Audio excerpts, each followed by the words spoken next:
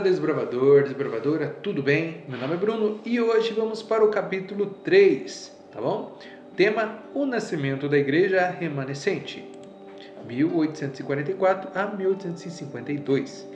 Então, esse período aí, né, de 1840 até 1842, né, muita gente participou de congressos bíblicos sobre a volta de Jesus.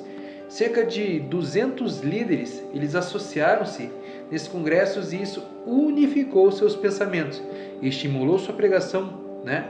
E muitos deles eram ministros de igrejas protestantes e representavam a maioria das denominações populares.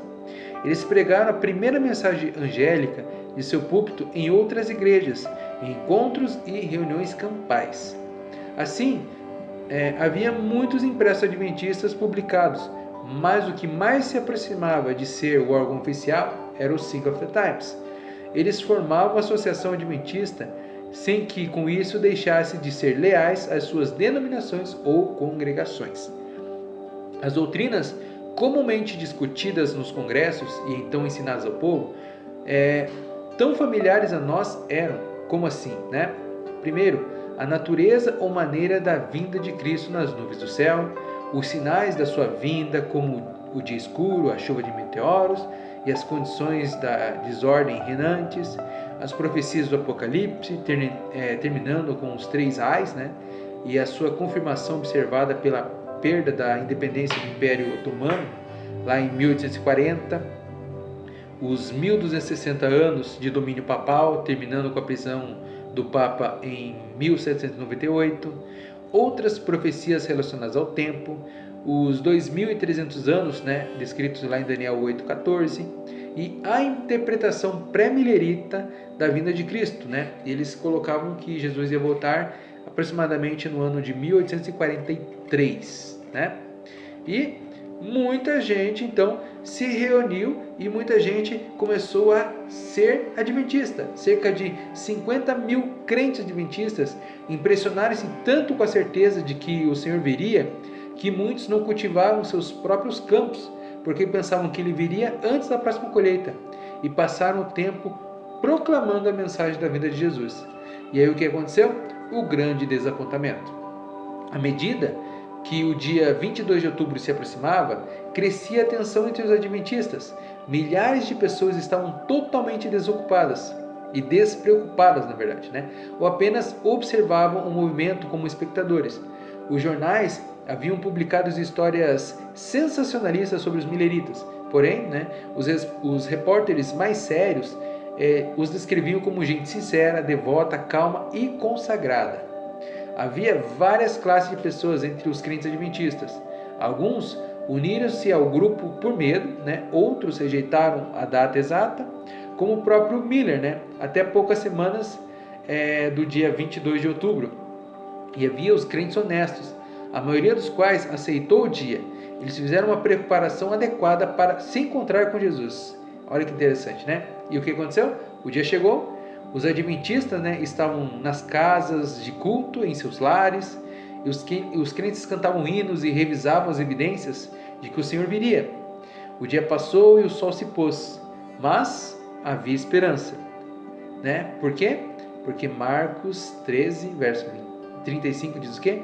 Porque não sabeis a que hora virá o Senhor da casa, se ao anoitecer ou à meia-noite, ou ao canto do galo ou pela manhã, né? Finalmente, então, a meia-noite passou.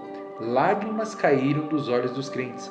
À medida que ofereciam orações, estavam desconsolados e perguntavam-se uns aos outros: falharam as Escrituras?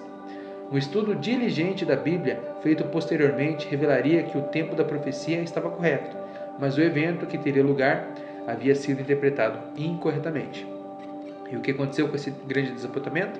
Muitos mileritas, né, se separaram logo após o desapontamento, embora um grande grupo ainda se mantivesse unido por vários anos, né? E aí, né, um homem chamado Hiram Edson, né, ele teve uma visão. E a visão dele era a seguinte: parecia ver o santuário do céu e Cristo, o sumo sacerdote, indo do lugar santo para o Santíssimo. Né? E ele descreve o seguinte: vi clara e instintamente, né? Escreveu Edson mais tarde, que ao invés de nosso sumo sacerdote sair do Santíssimo, do Santuário Celestial e vir à terra, no 10º dia do 7º mês, ele pela primeira vez entraria naquele dia, no segundo compartimento do santuário. Ali ele teria uma obra a fazer antes da volta à terra. A purificação do santuário marcava o início do juízo investigativo.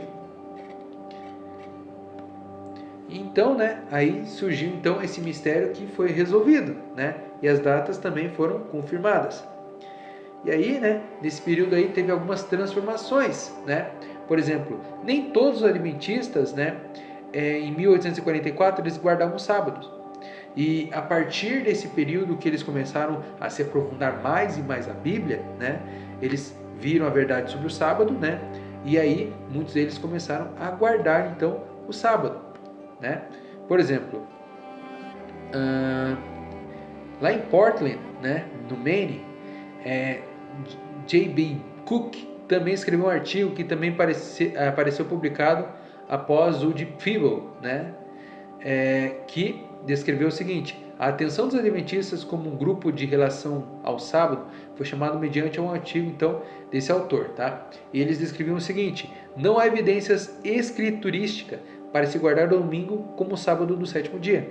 Desse modo, o movimento em favor do sábado havia começado e não podia ser facilmente detido. E aí, muita gente então começou a guardar o sábado, mas também tinha muita gente que criou barreiras sobre isso, Por exemplo, mesmo durante a Idade Média, grupos observavam o sábado como o 7º dia, Os batistas do 7º dia, agora usando um pouco mais atual, mas no período que eles estavam ali, preservavam fielmente a verdade do 4º mandamento por séculos, como vimos.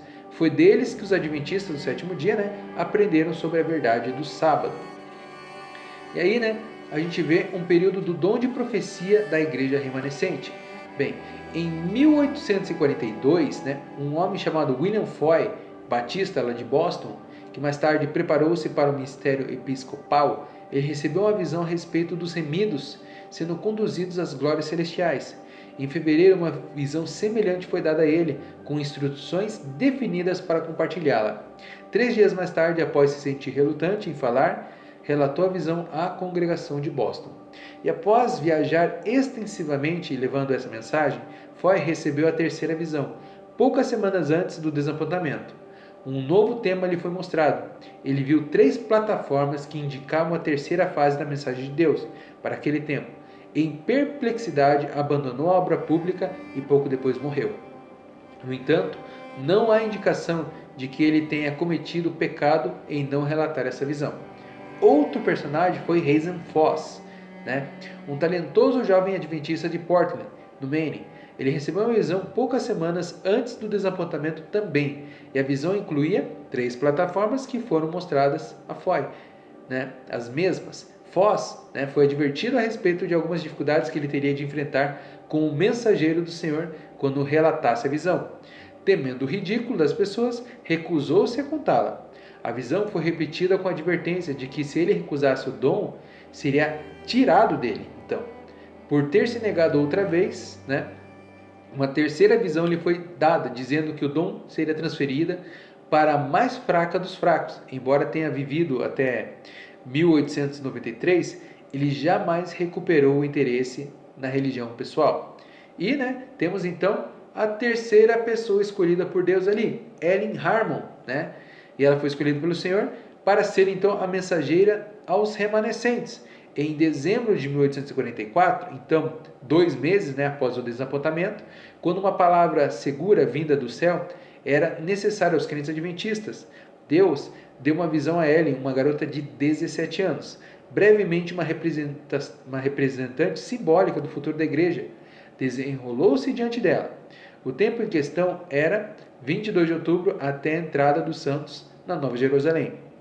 Ela viu que a vinda de Jesus não ocorreria no tempo que muitos estavam pregando, estavam se preparando, até a entrada então, que muita gente então acabou confiando, nas profecias ali do 22 de outubro, mesmo ela tendo dito que não aconteceria, E a glória da visão do céu parecia tão real a Ellen que após ela ter saído da visão, tudo parecia escuro ao seu redor. Ela chorou e, quando percebeu que sua experiência havia sido apenas uma visão, sentia saudades do céu. Então a gente vê, né, uma diferença, uma coisa que aconteceu na vida dela, né? Bem, desbravadora, este então foi o capítulo 4, né, do nosso livro Nossa Herança. Fique com Deus e até a próxima. Valeu!